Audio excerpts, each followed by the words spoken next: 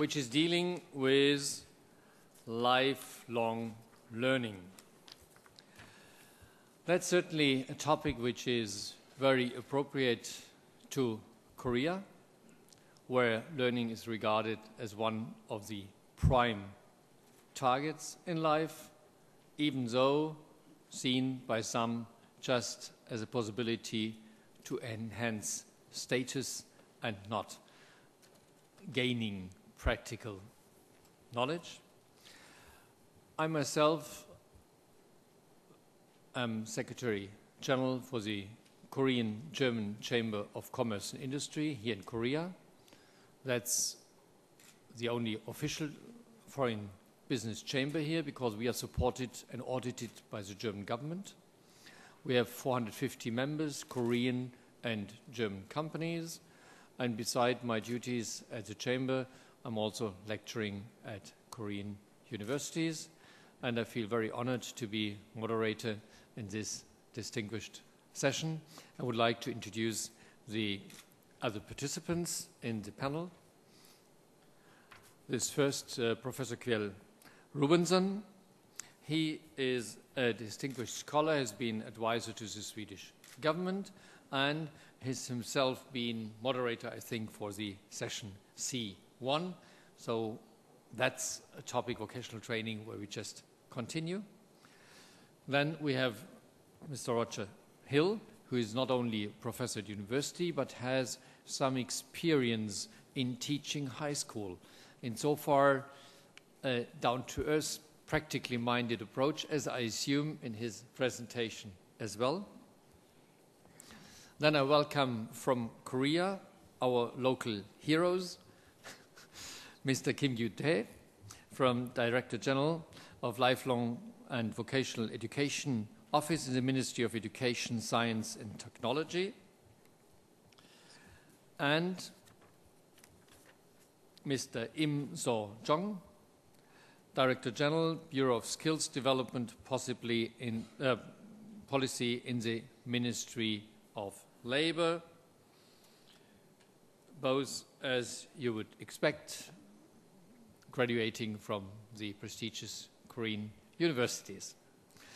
I look forward to an interesting discussion and would like to go on just one point.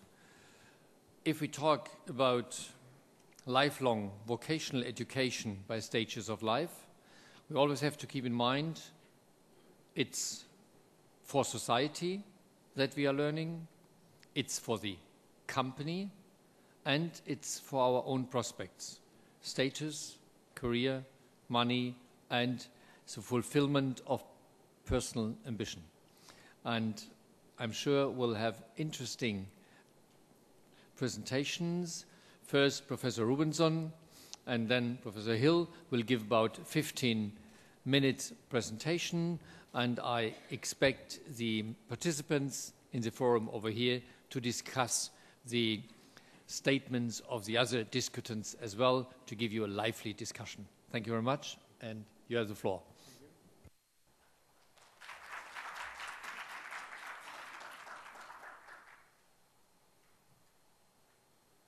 So what I will speak to is lifelong learning for all in the context of flexicurity. And I would do this as someone who had studied policies on lifelong learning and looked at evidence and what takes place in different countries. So I may not be so practical, so you have to excuse me for that. We've heard a lot about the challenges, so I won't go into them. I will just remind you that we have the issues about globalization of trade, increased competition, technological advancement, and labor force restructuring. All of these things actually mean that the relationship between learning and work has come much closer. And learning and education is no longer only an issue of an investment. It's actually directly part of production. And we can look at labor economics to understand that. The other set The other set of challenges that we heard is the issue around new kind of work organizations, demographic changes with an aging workforce. I mean, in Europe, it's estimated that 80% of technologies have been implemented in the last 10 years. If we then look at the workforce, 80% have not got any education and training in the last 10 years. So those are opposite. We have the demographic also in other countries. We have the employment crisis, which is present, which means that from a policy perspective, we have to deal with, on one hand, the long-term demographic trends, and on the other hand, we have to address the very present employment crisis. Another broad issue that we haven't talked so much here is the increased inequalities and bifurcation of opportunities. We know that the so-called knowledge economy does not only create good jobs, it has also created a lot of social stress. And if we look, for example, I think even in Korea, we can see a bifurcation of opportunity structures, of some having opportunity structures, others less. And from a policy point of view, what we do not want to see is what we call for two-thirds society. That is, we have two-thirds of the population actively employed and participate in society, and one-third outside. So these are the challenges. This means that we have two main economic and social, we can draw these together. On one hand, we want to improve labor market flexibility. On the other hand, we want to have continuous development of skills and competence. And my argument here today is that we should not treat those two challenges as separate. We should look at them in one perspective. So we have to develop strategies for labor market flexibility, which is often not seen to be part of what education addresses. This is something left, labor market and labor market strategies. And then we have to foster lifelong learning. So this is in Korea and in other countries. So one of the things to address this, actually I might go back for a thing. So for example, the whole question about skills and competencies over the life cycle, that we are quite familiar. I mean, that's a response to all these changes in the labor market of fostering lifelong learning. The other response is the flexicurity. So what is meant by a flexicurity system in the labor market? We are looking for a labor market strategy that has two parts. On one hand, we want to improve the work organizations. We want to improve, get away from segmented labor markets, and we want to have flexibility. That is to say that we take for granted that people won't be able to keep their jobs forever. So we want to have a labor market. But it also means that we have a security part. I mean, we often talk about flexibility. What this model, and we heard a little bit about in the morning, it's very central in the European strategy, is that we also have security. That means there are unemployment insurance, but particularly active labor market policies and lifelong learning. We can see that this model is a response to the 1994 job strategy as it came out from the OECD, and this has now emerged as a different model. It's not to guarantee lifelong learning employment, but it is guarantee flexicurity that we shift, and it's a way of renewing the labor market. But the interesting thing for us today, and that I will concentrate on, is that we can see both as a question of skills and that debate, and the question of the flexibility of labor market, that lifelong learning stands out, and that results in the things that what we need to have, and what much of our policies are asking for, is evidence on participation patterns in lifelong learning and adult education and training. And for example, no, I can't hear. I'm too quick here on this very sensitive machine. We want to know about adults' readiness to engage in learning. For example, in the Korean society, which people are really ready to respond to all the efforts. The other one we want to know, if we want to develop an evidence, we want to know the effects of different policy levels of rate and distribution on participation. So what I will do now is that I will shift and give you some, and in the paper it's better developed. I will give you some kind of interpretation of the data that exists on comparative data on participation. And on the other hand, I've analyzed what we know about different policy levels. We have this from the OECD's review of thematic review of adult learning. We have it in the national reports to Confentea, and I have it from some work, specific OECD work. So this is the issue now that I'm going to look at the evidence. So for the first time is a shift in participation pattern. The shift in participation pattern could be called the long arm of the work. If we look over in most countries over a period of 30, 40 years, participation patterns have moved to that people participate in things for their spare time to very much be defined by work and either paid or initiated by the employer, or that a person invests, she or he, but it's kind of the long arm of the job, of the work, that brings them in there. So that's the first part that this data show. The other part that it shows is that there are large national variations in participation rates, and I've just listed them here. You know, some countries with over 50%. The thing with this, we can see the Republic of Korea, South Korea, is somewhere in the group of 20 to 35%. The thing here is not that we can find great differences by highly industrialized countries, newly industrialized countries, and developing countries. The thing is that we can find large differences of countries which have similar economies. For example, in the Nordic countries and Germany and so on. We can find major differences here. So that's the second point. The first one was the long arm of the work. The second is national variances. So let's look at the distribution of participation.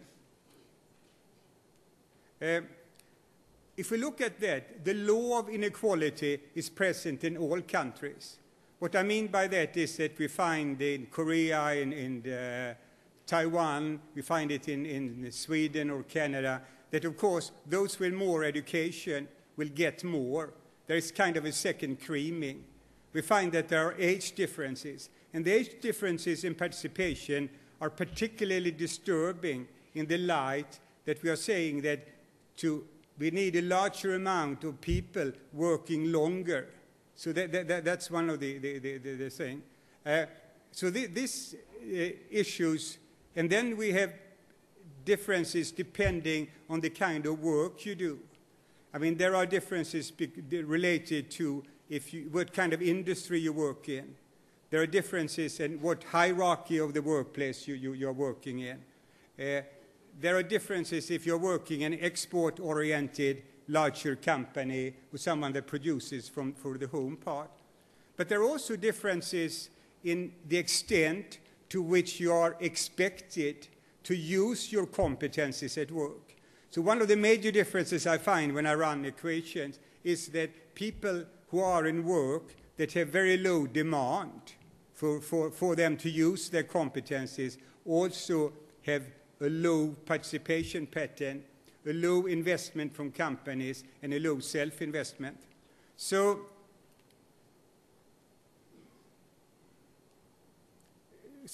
this reflects, I mean, I only have two arms, so I talk about the long arm of the family and the long arm of the job. So don't tell me that there's a third arm, because I can't figure that out. But by the long arm of the family, we can see in the results what happens from early childhood, how literacy traditions are built in the family, their schooling, and from there, the opportunity structures they have to come into the labor market. And there, the other arm, the long arm of the job, takes place, and decides very much what kind of learning, both formal and informal, that is possible. The other main findings is that while I said that there are differences in all countries, one gets astonished to see that there are large differences. So, for example, in some countries, particularly the Nordic, we find that the age differences and the educational differences and the effect of the long arm is less prevalent than, for example, in some other countries, particularly in the Anglo-Saxon world. So this starts to get a bit puzzling. Why is it that kind of these two things play out differently? No. The third thing that comes here is that we look at barriers. What barriers do people have? And we have used the European barometer of lifelong learning to look at that. And an astonishing finding is that it's not that people living in countries which have lower participation perceive less barriers to enter into education and training. The barriers are kind of, as people report them, psychological barriers, institutional barriers, and situational barriers with time. They are not that different between countries. And still, when we turn to participation, there are major differences. So this means that in some countries, there are certain things that help them to overcome these barriers. It's not that we don't have barriers, it's just the kind of the structures to overcome barriers that explain some of the differences. So this leads us to the issue around what is it then, kind of policy structures and participation. The first one I talk about is the difference in manifest policy ambitions. I mean, some countries have very low ambitions, but in countries that have high ambitions, the major difference is between countries that have broad ambitions that are not only situated to improve kind of economic things, but it's countries that have the ambition and talks about adult learning also in terms of the fulfillment of the individual, the democratic traditions, becoming democratic deficits. So, I mean, this is bit, of course, subjectively when you sit down and analyze what governments have written about their strategies. But it looks to be very, very clear the difference between only economic or economic and social combined. The second thing is financial policy levers. Here I've used particularly the OECD analysis. And for example, we know that there are a wide variety of strategies, both aimed at the financial of the companies or financing of the individuals. And of course, one has to be very careful in this comparison because they can be very important at the national level. The only thing I can say is that when we look at this, it's a little bit stunning that, for example, some of the countries that have a very high involvement in employer education, like the Nordic countries, do not have that very clear kind of financial schemes in the area to help the companies. There are other things going on.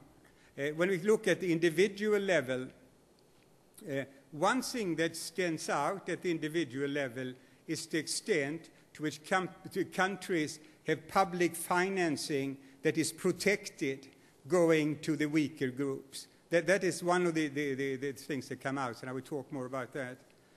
The supply, this is the 15 minutes, but, you know, Swedes take 20 minutes when you speak Swinglish, so I will finish soon. The supply of learning opportunities. One thing that stands out here is the extent of learning opportunities that are situated either outside the formal structure, being things by which you continue your formal education, or the employment.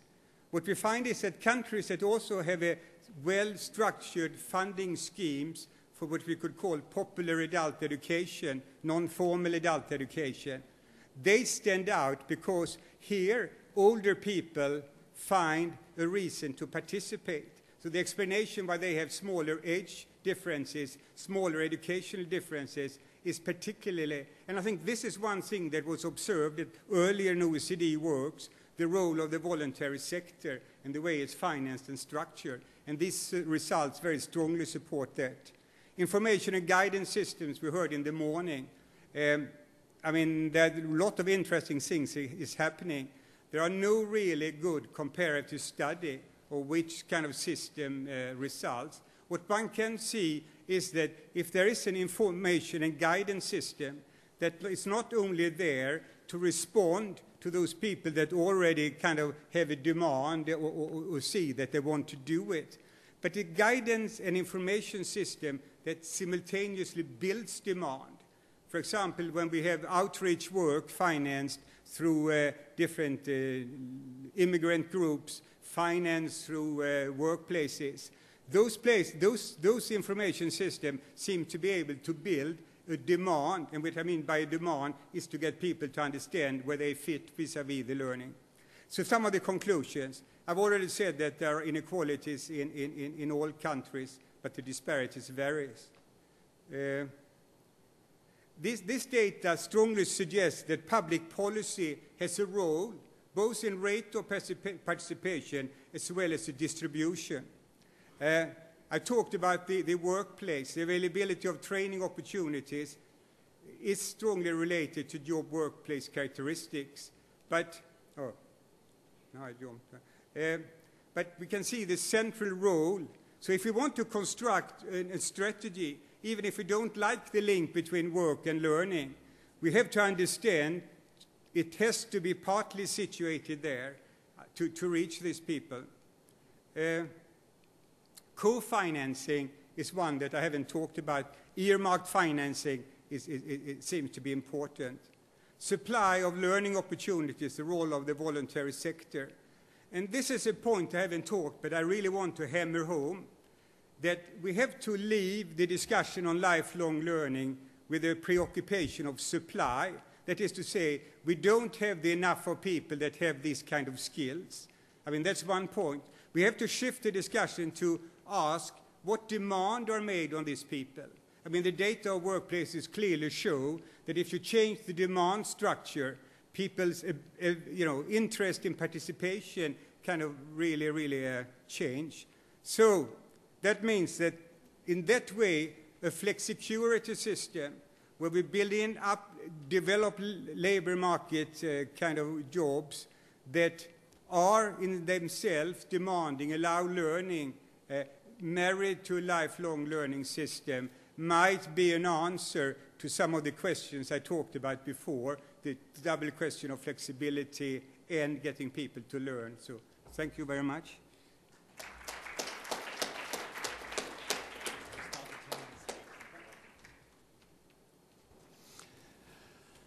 Thank you very much, Professor Rundson. That was a general introduction to our topic, which will certainly be a good basis for the following contributions.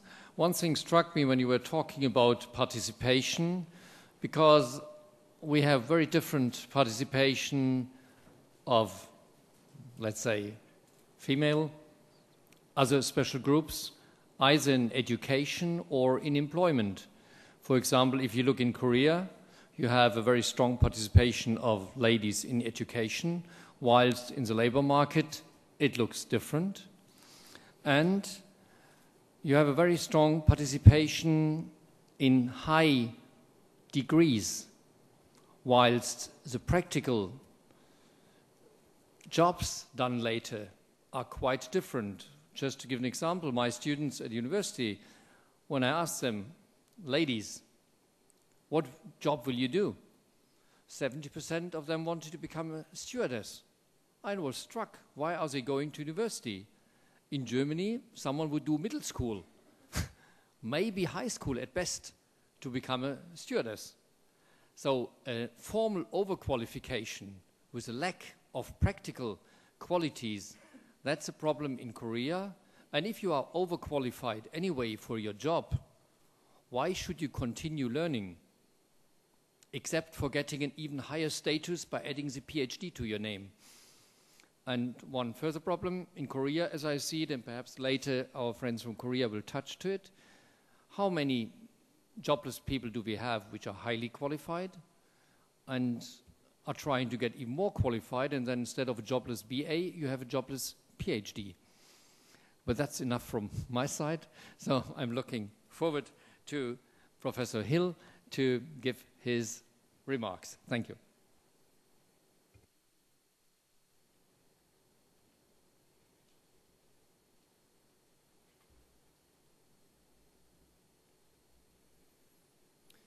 Annyeonghaseyo.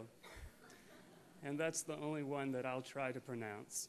And you can probably tell why with my pronunciation of hi. I want to talk with you for just a few minutes about lifelong learning, some aspects of vocational education.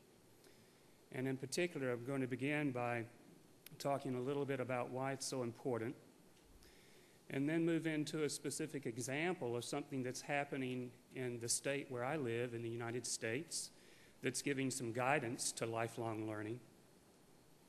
And then I want to also talk to you about a particular strategy for dealing with one of the components of lifelong learning that is in particular related to some of the research stream that I've worked on. We live in a different type of world. Not a particularly scholarly work, but a very popular book in my country is a book entitled The World is Flat. I happened to notice that in the morning paper today that was delivered on my door handle, Tom Friedman had an article, editorial in your paper. He's a popular writer. He works for the New York Times. He's won 3 Pulitzer Prizes, and his books have been quite popular. He was known primarily, initially, for his work in the Middle East. But he had an opportunity to travel in India and China and in actually this region of the world in 2003, 2004, and he was struck by some changes, and he writes about those changes. He talks about a period in time he calls globalization 1.0, when globalization was taking place because countries were exploring and finding new parts of the world. He talks about globalization 2.0, where companies are the major component that were causing globalization to expand.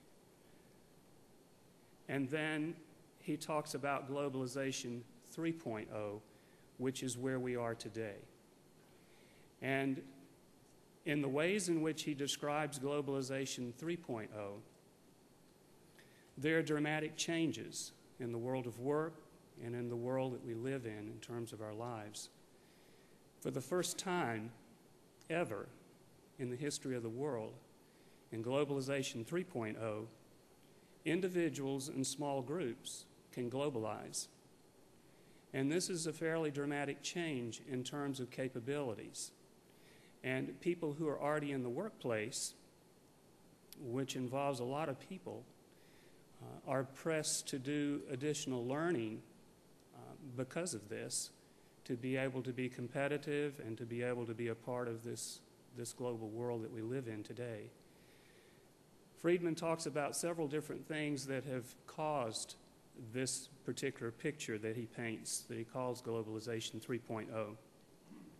One of those is the individual ability to create digital content.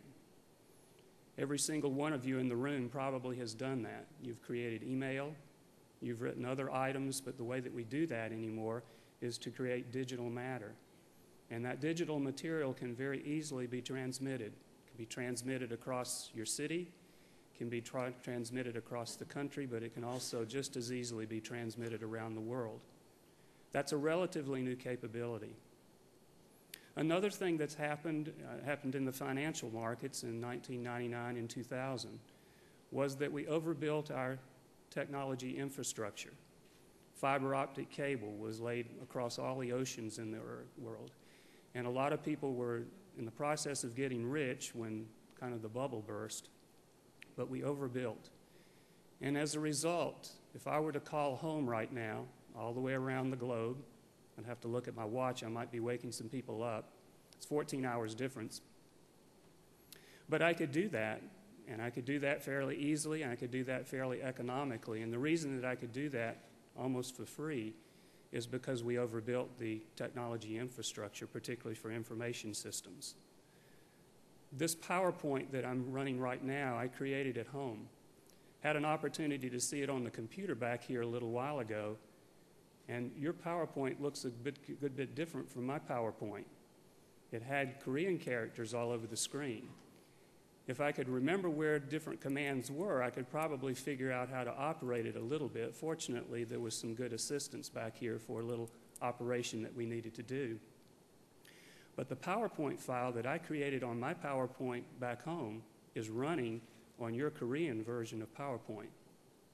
We have common protocols, and so for the first time in the history of the world, we're able to share these digital documents that individuals can create. We can do it for almost free, and we can individually do that. We can upload. I dare say there probably are some YouTube videos that I've seen that you might have seen too, because they're humorous or for some other reason. But the reality is that we could individually share media and other types of things, and we could do that for almost no cost. Because we live in an information society and a lot of our work is related to information, these things that have happened are very significant about the world of work. The other things that have happened is that we've got a lot of increased competition. Just when all of this was possible, a lot of other people walked onto the playing field from some areas that were formerly somewhat suppressed. But the impact on the workforce is that lifelong learning becomes more essential than ever. And along with that, we're finding increased importance in emphasizing science, engineering, technology, mathematics, those different subjects. We refer to it as STEM in the United States. And there are a lot of new challenges for some of the older workers in the workplace, because not only are individuals able to use these different tools, but we're using them in our businesses and industries. And it's almost an expectation that we be capable of taking advantage of a lot of these new types of things that have come on the scene. HRD professionals are being expected to equip our existing workforce with these skills, but those are sometimes challenging things to do. Another aspect of the world that we live in is, along with these content area types of skills, there are some other things that are very important too, something that I refer to as work ethic. And I define work ethic by describing it as the interpersonal skills, initiative, and being dependable. It doesn't matter how competent a person is in a technical field. If they don't show up to work, or they don't show up to work on time, they can't get along with other people in the workplace, or they just sit there when there's work that needs to be done and don't take the initiative to do it, becomes problematic, and we're not as efficient as we could be. And so this is an area too that needs attention, and is one that HRD professionals are very often called to give attention to.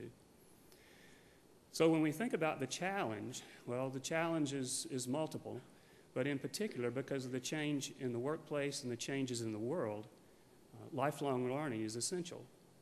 And HR professionals are oftentimes the people that are called on to make sure it happens. I want to share with you a couple of specific strategies that are part of things that are going on in the world that I come from. The first is something that's happening in Georgia. There was a need to try to do some evaluation of our workforce and to see what the work skills were in our workforce. Our governor had a vision for doing something about that. You can see his quote here.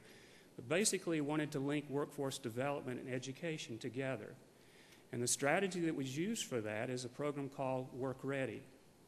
This is a program that's administered by the Governor's Office of Workforce Development.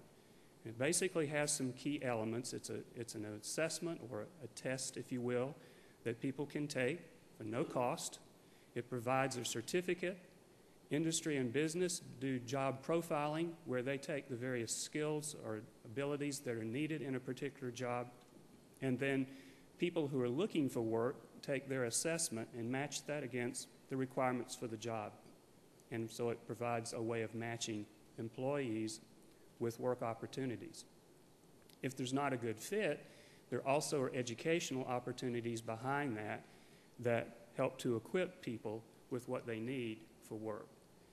The specifics of the program are that it evaluates these areas: applied mathematics, reading for information, locating information, and also does a work habits assessment. There's a certificate that's issued to individuals. This is what it looks like. There's a document and a wallet card. And when you look at the implementation of it, it's only been in existence a couple of years, but increasing numbers of individuals are participating in this program. And it's providing a mechanism to match people who are looking for work with jobs in the state of Georgia. We have some comparison with people across the country because there are a lot of other states that are doing similar types of programs. I'll have a list for you in just a moment. In terms of results, we're seeing some. You see a dip in these statistics, but what this is a chart of unemployed work-ready certificate holders who are finding employment. There was a dip in between the range of 209 to 709. This happens to be the period of time when our colleges graduate a lot of students out. And at that particular point, there was a dip in the data. But in general, there seems to be some trend toward work-ready certificate holders being able to find employment. For many of them, when they take these assessments, if they're not satisfied with the results, they are able to get additional training in our technical college system. And so there's an extensive network of basically lifelong learning or adult education that's made available to people. In terms of other things, these are some quotes here from some people in some of our companies in Georgia that are part of the Work Ready program. There's some cost savings that are happening. We do the Work Ready program in regions. There are different parts of the state of Georgia that manage this program. And so I've got a little information about some of this. This PowerPoint is on the web, and you can look at it in greater detail if you'd like. There are a lot of other states in the United States that are doing similar programs. Georgia is not unique, but it is an exemplary mechanism that it's in place that's being used in workforce development in our state and a number of other states to try to identify needs in particularly the adult workforce, and then to provide additional training to help them have a better fit with the jobs that are available. It's administered through our technical college system in the state of Georgia. And so if someone doesn't score very highly on these, then there are various opportunities for them to get some additional training. One of the other areas I wanted to briefly talk with you about also was this area of work ethic that I mentioned earlier. You see, it doesn't matter how well somebody is equipped in terms of their kind of content area skills and expertise. It's very important that people also be able to have this initiative, interpersonal skills, dependability piece. So one of the things that I've been involved with, in addition to the Work Ready program that I just told you about, is instruction of work ethic. And like, how do you deal with that if someone doesn't have a good work ethic? There are questions about whether you really can. A lot of these work ethic characteristics are formed fairly early in life. But I think that if we give up on that we lose some opportunity to help people be prepared for work. And so I have some materials that are available that a lot of people have used. There's no cost to use those. It's a website, and there's some curriculum materials that I give to people, anybody that asks for them, that provide opportunities for instruction. I have some examples here, some people that have requested materials. It's just email correspondence. Again, you can look at these on the web. One of the key parts of this is it's not a lecture approach in terms of how we would do instruction in this type of area. It focuses on group interaction and exchange, and is also a good example of areas where we can do collaboration between businesses and academia in terms of some of the ways in which the instruction is approached. I have a situation here that I use in some of the instruction. If you watch carefully, there's a gentleman right here that's about to have a problem. And the way the scenario goes is that we're in the processes of hiring an EMT. And that EMT is going to answer this call for the person that just got hit by the car. The ambulance is at the coffee shop, and there's a crowd gathering. And the question is, who would you hire? Would you hire Taylor, who has all the good credentials but's not very dependable? Would you hire Pat, who again has good credentials but not very much initiative? Or would you hire Kelly, who has all the good credentials but poor interpersonal skills. And the way that we approach this in instruction is that we break people into small groups and ask them who would they hire, or who do they hope that they hired for this situation that you just saw. What tends to happen in that conversation is that people argue about which is important. There's not a correct answer, though. The answer is that all are important, particularly in this situation and many others in the workplace. So what I'm showing you is an example of a strategy for trying to address this type of content.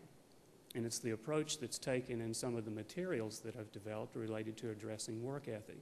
I don't think it's productive to try to lecture on something like that. It has to be more engaging and participatory as far as the learning process. And so this is just an example, another example of a way in which we might approach some of the kinds of instruction that are needed for 21st century kinds of job skills and attributes. So thank you for your attention, and thank you for the time to be with you today.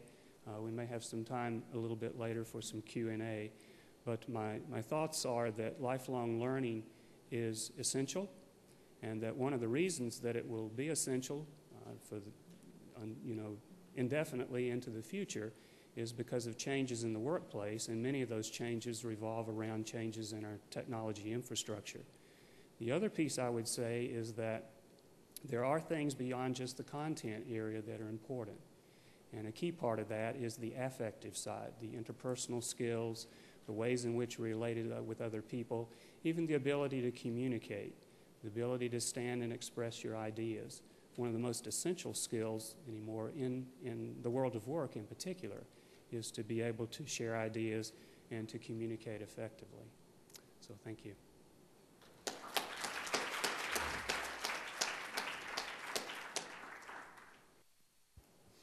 Thank you very much. That was a straight 15-minute, most informative talk.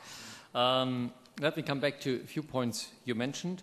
One thing is jobs for the elderly, but we need likewise the right jobs for the elderly. So we have to think about if we have to redefine certain jobs that they fit. And one topic which perhaps should not be neglected about lifelong learning for the elderly is that today, in a flat world, many elderly people cannot participate in society anymore.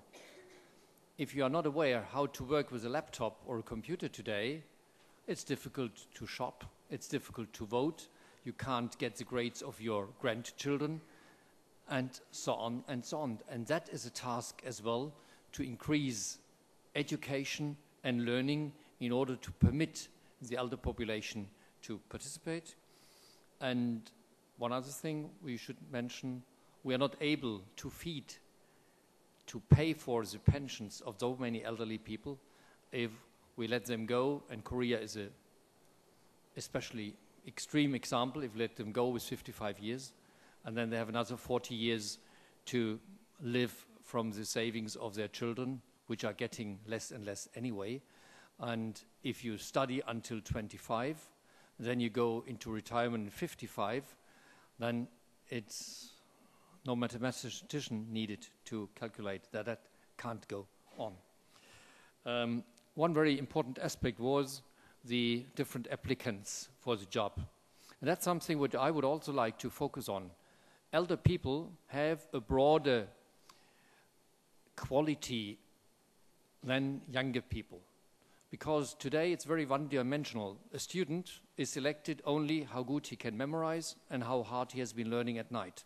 That's the only quality usually you get to Seoul National University and then to go to finance ministry. That's more or less the only thing. Whilst elder people who are working during their job are selected by the company for the training according to the qualities they showed in their job. A good technician gets more technical training, or if he needs management training, a manager gets technical training, and so on. So those people who get lifelong vocational training will be the much better employees because you know what you get. Thank you. So we continue now with Mr. Kim, General Director Kim. May I offer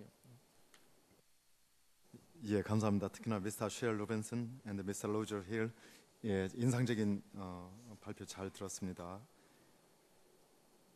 특히나 그 유연성과 안정성이 결합된 플렉스큐리티에 대한 개념은 우리들한테 매우 전략적인 개념이면서 평성교육에 대해서 어떤 정부에서의 전략적 운영의 필요성을 아주 간명히 설명해주는 개념이라고 생각이 듭니다. 아까 말씀하시기를 교육 부분에 있어서 노동이 좀 더 반영되어야 된다는 말씀이 있었습니다.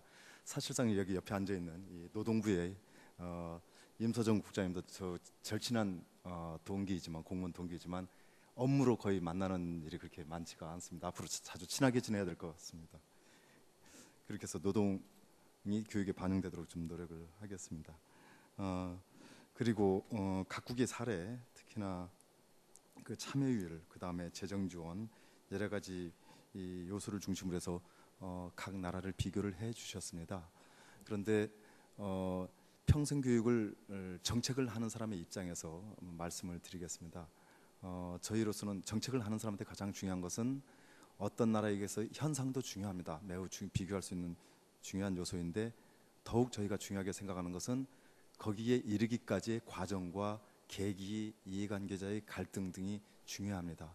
왜냐하면 정책을 결정을 할 때 각 나라의 사례에서 어떤 계기를 저희가 알게 된다면 저희는 그 계기를 응용을 해서 우리 쪽에서도 다른 각 나라의 평생교육 정책 결정자들도 그 계기를 확대하고 내지는 수요를 탐지하고 증폭시켜서 그 나라도 진전된 평생교육 형태로 다른 나라와 같은 형태로 이끌고 갈 수 있기 때문에 만약에 쉘 로빈슨 박사님께서 이렇게 각 나라의 비교를 하실 때 거기에 이르기까지의 과정, 계기를 다시 한번 비교해서 나중에 발표를 해주신다면 아마 각국의 평생교육 정책의 발전이나 또 그 나라의 개개인의 어떤 복리 증진을 위해서 큰 기여를 하시게 되리라고 생각을 합니다. 조만간에 그런 연구를 다시 한번 기대를 해봅니다. 그리고 두 번째, 로제일 박사님께서는요, 그 정보화 그리고 또 세계화 관련해서 변화 과정 그리고 평생교육에 대한 중요성을 잘 설명을 해주셨습니다. 특히나 디지털 네이티브라는 개념을 통해서 앞으로 평생교육이 어떻게 운영되어야 할 건지에 대한 말씀 언급을 해주셨는데요. 저는 거기에서 이렇게 생각을 합니다.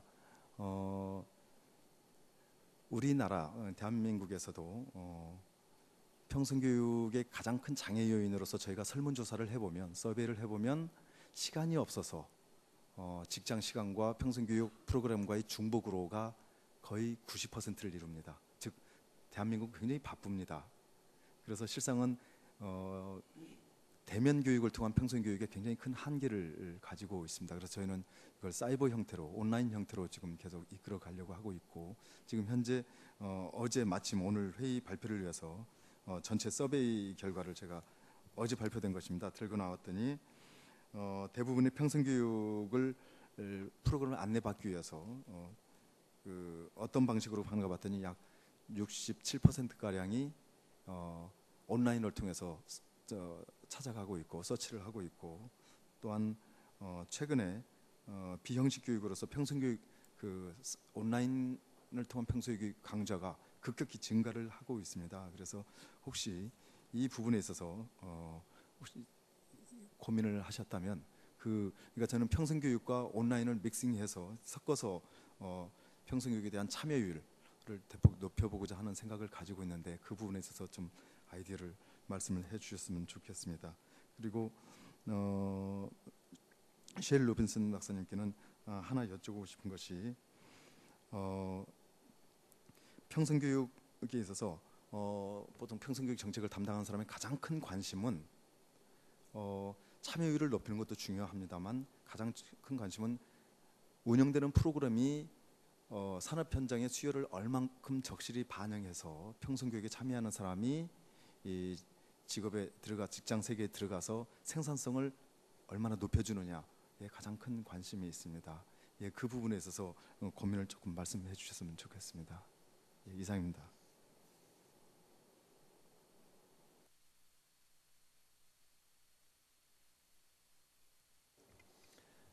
Thank you very much, and that's a good start later into an interesting discussion. Mr. Im, would you please continue?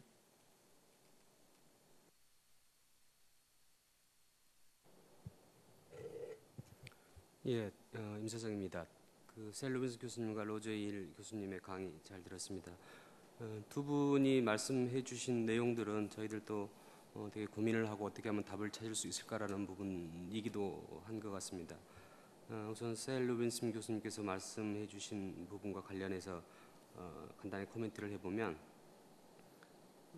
저희들 우리나라 같은 경우는 이 대학까지 학년기 과정에 있어서 교육에 대한 참여율이 굉장히 높습니다. 대학 같은 경우는 84%가 지금 대학에 진학하는 상태인데요. 말씀하신 대로 노동시장에 진입한 이유에 대해서 교육이나 학습은 그렇게 많이 이루어지고 있는 것 같지는 않습니다. 루빈슨 교수님이 분류해 주신 그 국가별 세 가지 형태로 유형으로 분류해 주셔가지고 우리나라는 노르딕 국가가 가장 높다고 말씀하셨고 우리나라는 세 번째 그룹에 그러니까 25% 내지 20% 내지 35% 정도가 성인학습에 참여하는 국가에 들어 있는데 이 학령기 교육에 참여하는 비율은 거의 세계 수준 최고 수준임에도 불구하고 이 노동시장에 들어온 이후에 노동시장의 변화에도 불구하고 참여하는 비율은 굉장히 낮다 하는 부분은 저희들이 고민해야 될 영역이라고 생각을 합니다. 또 아울러서 또 한편으로는 국가별로도 불평등이 존재한다고 말씀하셨는데 그 불평등의 요인으로서 교육 수준이나 연령, 그다음 롱암의 영향 등을 말씀하셨습니다. 우리나라 같은 경우에 있어서 두드러지게 나타나는 부분들은 이게 기업의 규모에 따라서 대기업에 종사하는 사람들과 그다음에 중소기업에 종사하는 사람들이 이 평생학습과 교육에 참여하는 비율이 엄청나게 큰 차이를 보이고 있고 또 최근에 특히 문제가 됩니다만 고용의 형태와 관련해 가지고 정규직인 근로자와 비정규직인 근로자들에 대한 그 학습의 참여율이 굉장히 차이가 나고 있습니다.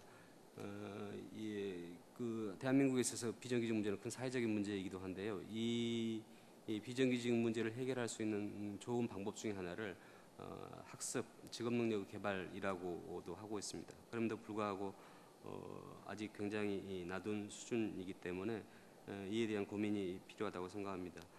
교수님께서 나름대로 몇 가지 다른 그거에 대한 원인과 대안을 말씀을 또 해주시기도 하시고 우리나라 사례에 빗들어서도 말씀을 해주셨는데 가능하다면 좀 더 구체적으로 우리나라 상황을 알고 있다면 이에 대한 해법들이 없겠는지 다른 나라하고 비교해서 한번 추가적으로 말씀해 주시면 감사하겠다고 생각합니다.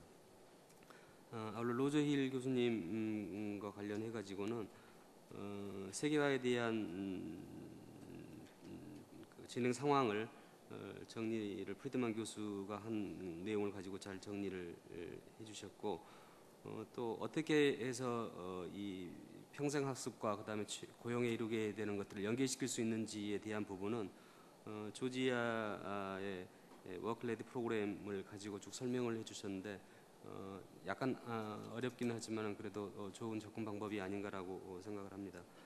특히 인상적이었던 부분은 우리가 그 외부 환경들, 경제 환경이 변하고 또 노동시장 환경이 변하고 하면서 기술에 대한 변화를 굉장히 강조를 하고 있습니다.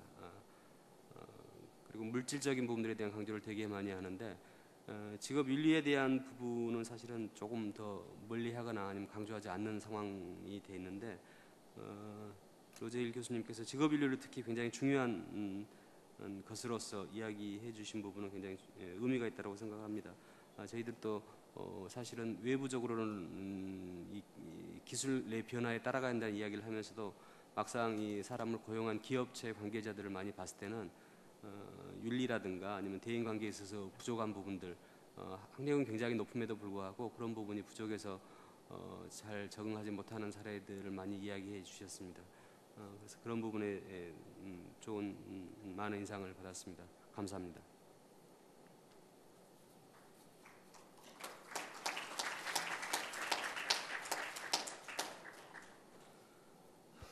So, for two very good presentations, we got a lot of good additional answers. Though, Professor Rubinson, may I ask you to answer for the question, please? Oh dear. There were two things I think brought up by Mr. Kim. The first one he stated a little bit was around what is it in the evolution of countries that have resulted, and do we know anything about that? And then there was a specific question on the, I can't even read my own handwriting here, but I will start with the first one. I mean, it is true that we of course have national developments and national traditions. If we look, for example, in the countries I talked about that had a very high, it's very clear that they developed early a system of non-formal or popular adult education as a response to a very hierarchical educational system. And the notion was that this system didn't serve everyone well, the educational system. There was a low trust in the formal system. And the specific thing in this country is that this got institutionalized. If we look, for example, in North America, there was a great trust in the formal system. For example, the Federation of Labor in 1938 in the US took a decision not to create its own parallel system. So we have these things that are there over a long time. So one of the reasons in the Nordic countries is not that things were so good, it is that things were so bad, so certain things developed. What has happened later, and I think that we look at so this means actually that some countries rely very much on its formal system. And that means that it kind of responds to a large group of people, but not, for example, the one that we heard our chairman spoke to, some of the older adults. But in other countries, there is a system that is maintained funding. So this is one thing in historical. The other thing which is very clear is that there are different welfare system traditions. I mean, there are some welfare system traditions that is quite minimalistic. The state provides a certain amount, and then the individual or the family should supply. This is in economic terms. What we find is that in those countries which have a very expensive welfare system, the notion of education and knowledge is seen as a part of a citizenship that the state has a responsibility for. And I would say that these two factors, the historical things and this notion, how it is linked to a citizenship that is not only seen as being a part of a financial responsibility, but the responsibilities to distribute. So I think one can find at the macro level some of these things, and we can find how that plays itself down in different policies. So that's the first question. Then I'm sorry, I mean, your second question was really a question. Can you just state it quickly to me again? My teacher always said I had terrible handwriting.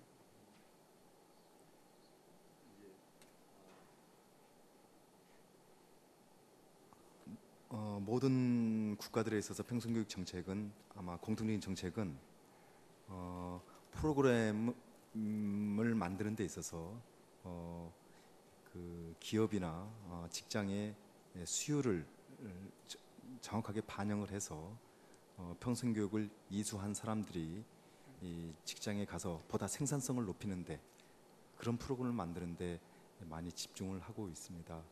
그런데 많은 나라, 특히나 우리나라의 경우에도 아직은 교양 프로그램이 많다는 이야기도 많이 있습니다. 그래서 정부에서는 보다 더 직업과 관련된 프로그램을 많이 만드는 쪽으로 노력을 하고 있습니다. 그래서 그 부분에 있어서 각국 나라 비교하시는 데 있어서 어떤 계기나 방법에 대한 걸 한번 말씀을 해달라 제가 부탁을 드렸습니다.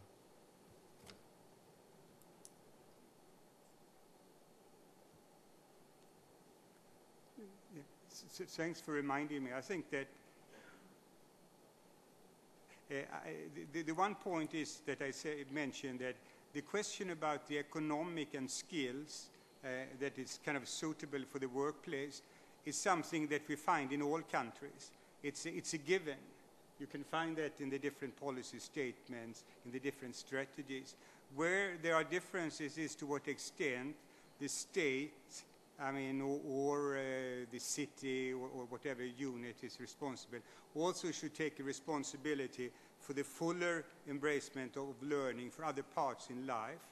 The interesting thing is that we saw, for example, here of Professor Hill put down some of the skills that we need.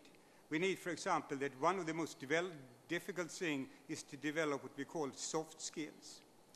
An interesting lesson that's come out in the Nordic countries, a project funded by the Nordic Ministry, was to say that if we have all this money going to kind of popular adult education, is that totally useless for work?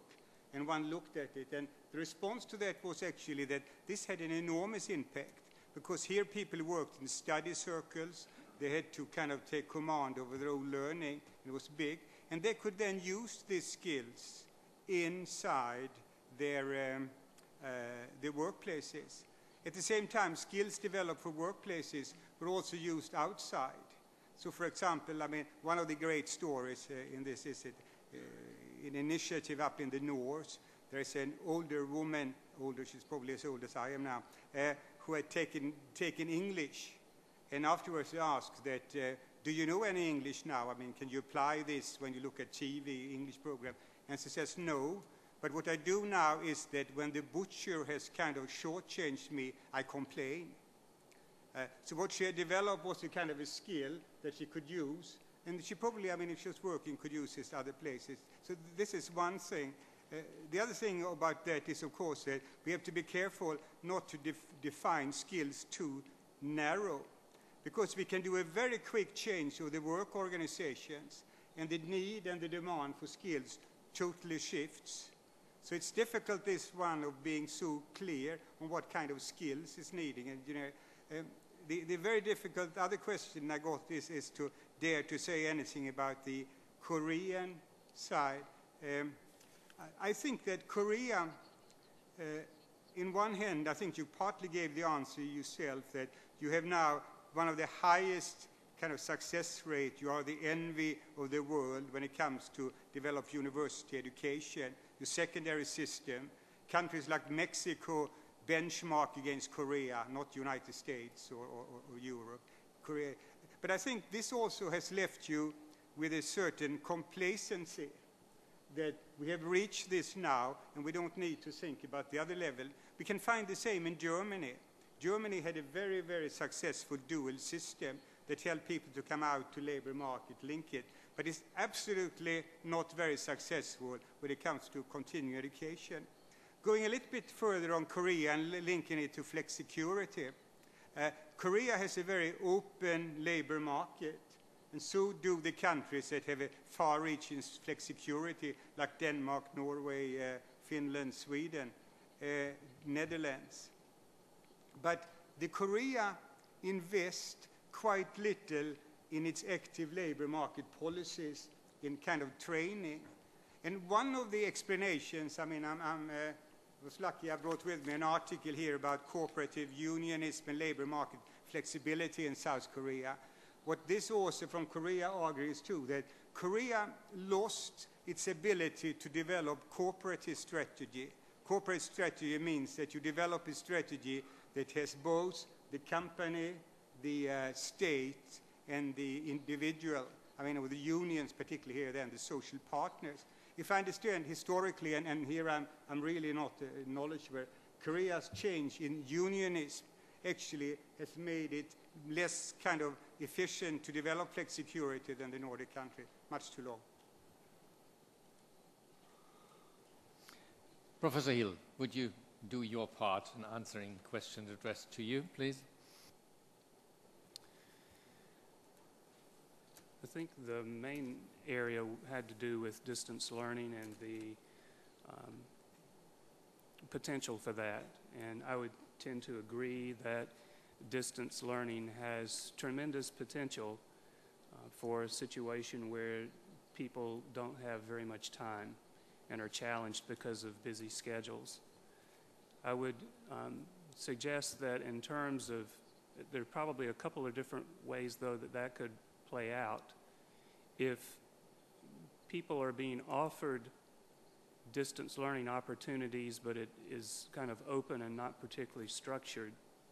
In my own experience, particularly some of the materials I just alluded to in the presentation, I've found that having some type of an assessment tool, something that will help a person, an individual, to evaluate where they are on a particular topic is tremendously helpful.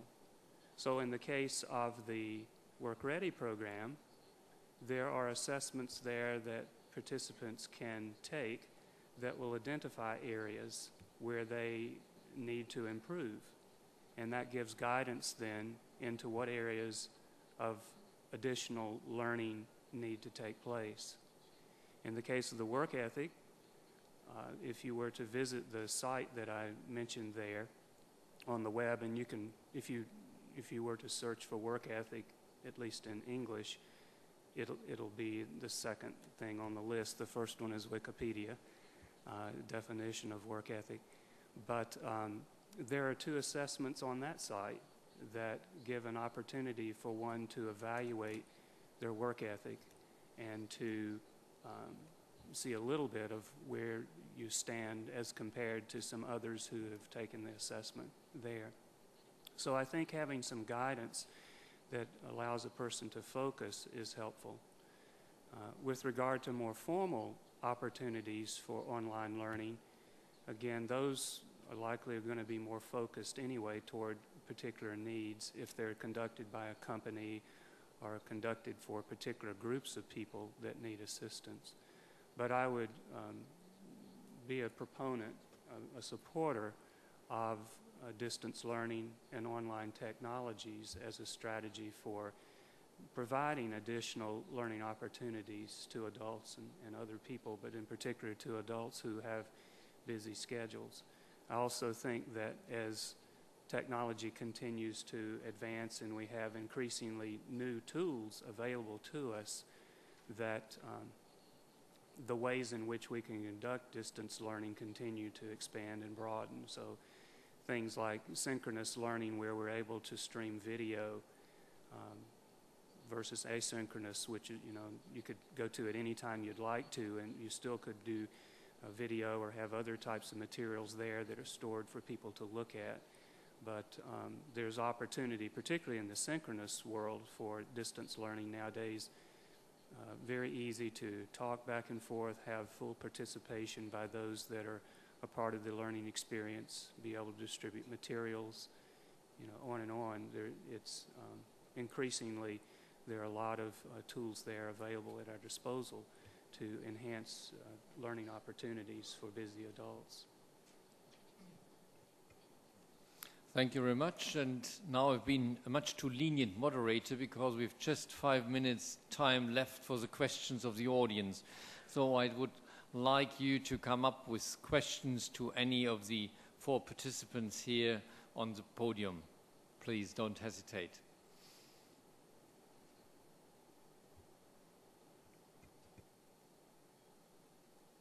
It should be very surprising if the partly provoking points brought forward should not get any comment from your side.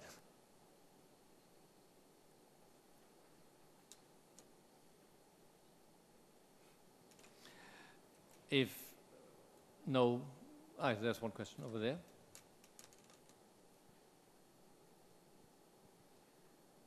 I'm Misak from Crivet. I think it's very important to increase lifelong learning participation.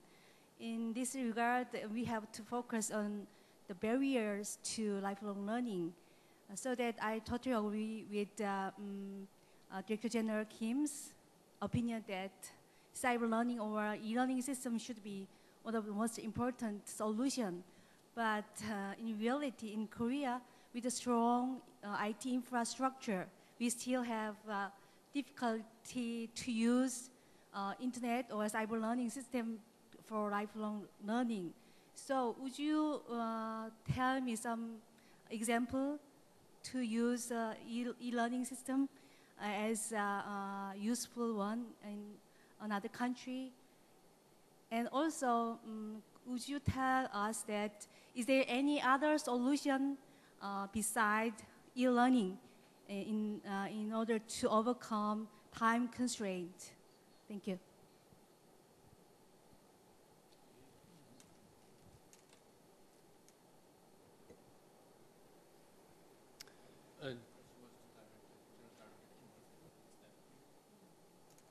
Excuse me, was your question directed to General Director Kim? Yes. And Mr. Hill? Yeah. No, it's not. The question is not directed to Director General, to speakers. So I asked that the usefulness of cyber learning and a practical example for that. Okay. Well, of course, at the university level, at least in the United States, distance learning is increasingly being used more and more. But one of the factors there that's taking place that probably makes it a possibility is that we're working in some cases with undergraduate students or with graduate students who have the technological capability to maneuver the programs or to be able to connect and to be able to do that. In some instances, we, rather than do a course completely online, however, a lot of our coursework is done in a hybrid. And in that situation, and I think that would be a model that could use, and I mean, you could point to courses that we do that way. I'm doing one actually this semester. It wasn't particularly a happy time for me to do it while I was here. I got up at 2:30 in the morning to do a 12:30 class at home, not last night, but the night before. So if I look like I'm tired, I probably am. But at any rate, that course meets face-to-face, a lot of the class sessions, but in certain times it meets online. If I was trying to do some online learning with some older adults, whether it was in a university or college setting, or whether it was in the workplace, one of the things I would try to do is to work in a hybrid so that at the beginning we met face-to-face. So a short period of time face-to-face, and I would want to do two things. I would want to develop some familiarity with each other, so we do introductions and to try to begin to develop some community. We know that the social system is a very important part of effective learning. We talked about communities, learning communities, communities of practice. A lot of those types of things are a part of our current learning theory and a part of what educators work with. So we want to develop some familiarity so if someone is talking online, we can put a face with the voice, assuming we may not be able to see them. We want to develop that kind of community. The other thing that we have to do is if a person doesn't have the technological skills to be able to work the computer, to be able to use the software that might be involved, we can do that much better face-to-face. So if we bring them to a computer lab, provide assistance to them to be able to work with it, be able to connect, know what they need to do to get in, whether it's using a password or what have you. So we make sure that they can connect. Then, and my experience has been that then we can have some success with online classes following that. In many of the models that we use, we will use either 2 or 3 face-to-face classes over about 15 weeks. But the minimum I would suggest would be 1 at the very beginning. And that way you do some things to establish the things that you need to have the online learning be successful. Now, obviously, in some cases, if we were doing something that was global or around the world, you may have to do it completely online. But I dare say in a lot of the situations where online learning could be useful, that a hybrid model like what I've described will work. I know we find it to be workable. Even in situations where we have people having to drive for a significant distance just for that one session, they're willing to do that if they know it's not repeated over and over again. And so that would, I think, be my key suggestion if you have situations where online learning is not being effective. This assumes that there is kind of a closed group, not that it's just sitting out there involuntary. Thank you very much. And ladies and gentlemen, we just reached the deadline of our session. Let me conclude with one personal remark referring to what General Director Im said. He referred to the SMEs in Korea and the non-regular workers. Most of you will know that the percentage of non-regular workers in Korea is about 50%. And whoever is talking about lifelong vocational training should think about that it has to start once. So lifelong usually should start when the people are young. So the duty is to give young people a practical and formal education which enables them to get some self-esteem, to get some generally acknowledged qualifications. And I would like to refer, for example, because that is what I know best in Germany, even if you want to be a barber or a cleaning person, usually you should do a 3-year apprenticeship. And then you get a certificate, and then you do 5 years of practical work, then you do master school, and only then you're allowed to open your own business.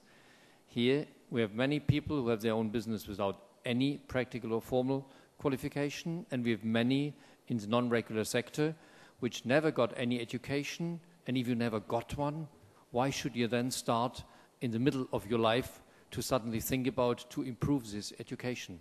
So that is something I think where Korea can do a lot, and I'm very happy to see that this Human Resource Forum is focusing on that topic, and that shows that Korea will be a good example for many other countries also in this field. I thank all participants for their very valuable contributions. I thank the audience, and goodbye, 감사합니다.